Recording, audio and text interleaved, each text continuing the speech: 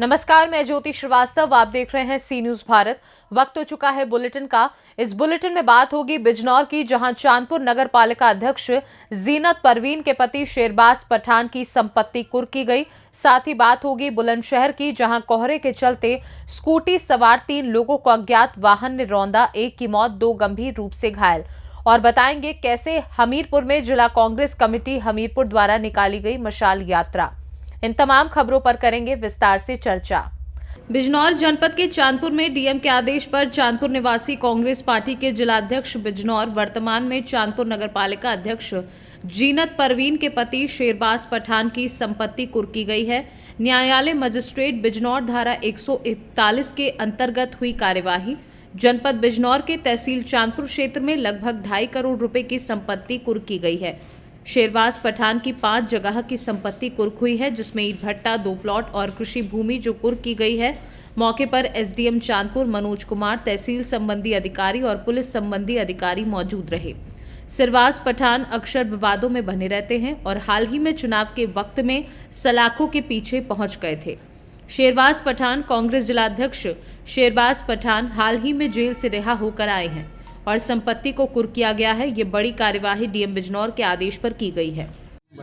Sir, आज ये क्या मामला है ग्राम नानौर में जो ये संपत्ति कुर्क की जा रही है, इस संबंध में आप बताएंगे। जैसा कि आप अवगत हैं कि जिलाधिकारी महोदय के न्यायालय से धारा 14(1) के तहत मुकदमा 2 जनवरी को डिसाइड हुआ और उसमें शेरबाज पठान, उनके विरुद्ध उनकी जो अचल संपत्ति हैं जनपद बिजनौर के तहसील चांदपुर में 5 जगह स्थित हैं, जिसमें ईंट भट्टे, प्लॉट और कृषि भूमि भी है और उनको राज्य सरकार के पक्ष में सीज किया गया है और इसके रिसीवर तहसीलदार चांदपुर को बनाया गया है। बिजनौर से सी न्यूज संवाददाता सलीम हाशमी की रिपोर्ट।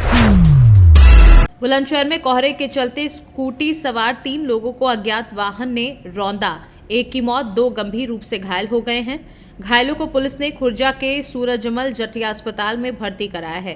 घायलों की गंभीर हालत को देखते हुए डॉक्टरों ने हायर सेंटर रेफर कर दिया है। बता दें कि पहासू से अपने घर सिकंदराबाद लौटकर जा रहे थे स्कूटी सवार 3 लोग। बुलंदशहर के थाना खुर्जा देहात के NH 91 मधुसूदन डेयरी के पास की यह घटना बताई जा रही है। बुलंदशहर से सीनू संवाददाता अदनान इबाद की रिपोर्ट। जनपद फतेहपुर के बहेरा चौकी पर शीतलहर से बढ़ती हुई ठंड को देखते हुए तहसील खागा से राजस्व विभाग ने अलाव जलाकर आम जनमानस को राहत दी। हल्का लेखपाल संजय मिश्रा अपने क्षेत्र में लगातार अलाव जलवाकर जनहित में कार्य कर रहे हैं और ठंड से कोई अनहोनी न होने पाए, इसके लिए क्षेत्र में भ्रमण कर रहे हैं। फतेहपुर से सीनू संवाददाता शहनशाह आब्दी की रिपोर्ट। 14 जनवरी को शाम 6 बजे जिला कांग्रेस कमेटी हमीरपुर द्वारा मशाल यात्रा निकाली गई। कमेटी के राष्ट्रीय महासचिव प्रभारी उत्तर प्रदेश अविनाश पांडे, प्रदेश कांग्रेस अध्यक्ष अजय राय के निर्देश पर मशाल यात्रा निकाली गई। भारतीय कांग्रेस कमेटी के पूर्व अध्यक्ष राहुल गांधी द्वारा भारत जोड़ो न्याय मशाल पदयात्रा के समर्थन में हमीरपुर में भारत जोड़ो न्याय मशाल पदयात्रा का शुभारंभ किया गया। मशाल जुलूस में हिमांशु सैनी जिलाध्यक्ष, पूर्व विधायक जगदीश नारायण शर्मा, जिला उपाध्यक्ष लक्ष्मीकांत त्रिपाठी, पूर्व प्रदेश सचिव देवेंद्र मोहन आदि लोग उपस्थित रहे। हमीरपुर से सीनू संवाददाता ब्रिजेश कुमार की रिपोर्ट।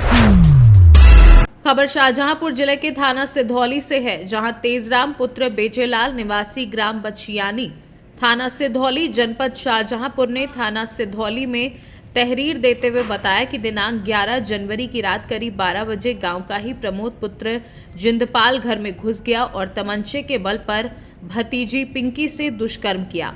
किसी को बताने पर परिवार को जान से मारने की धमकी देता हुआ चला गया, जिस पर पिता ने जाते हुए देखा, लेकिन तमंचा हाथ में होने के डर से कुछ भी नहीं कहा।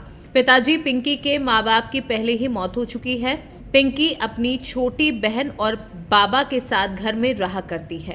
कहाँ के रहने वाले हो? ग्राम बचियानी। हाँ, क्या मामला हुआ?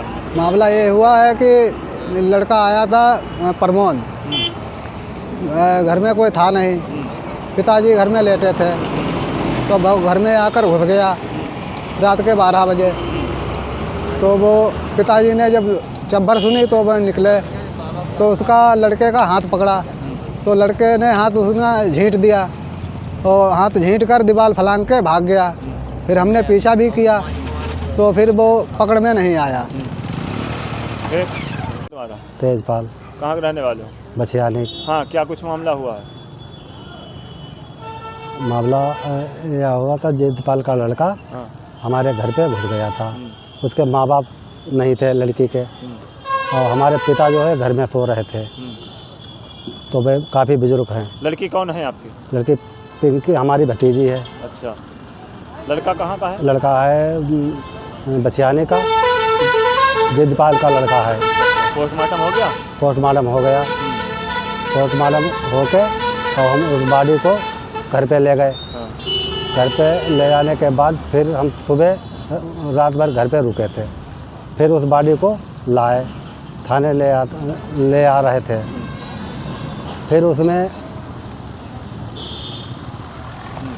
वह पुलिस प्रशासन हमें रास्ता में घेर लिया।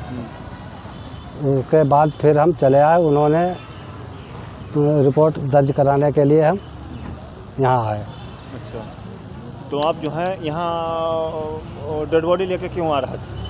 क्योंकि पुलिस प्रशासन हमारी सुन नहीं रही थी, हमारी रिपोर्ट दर्ज नहीं हुई थी। अब रिपोर्ट दर्ज हो गई है? जी, दर्ज हो गई है। अब आप क्या करेंगे?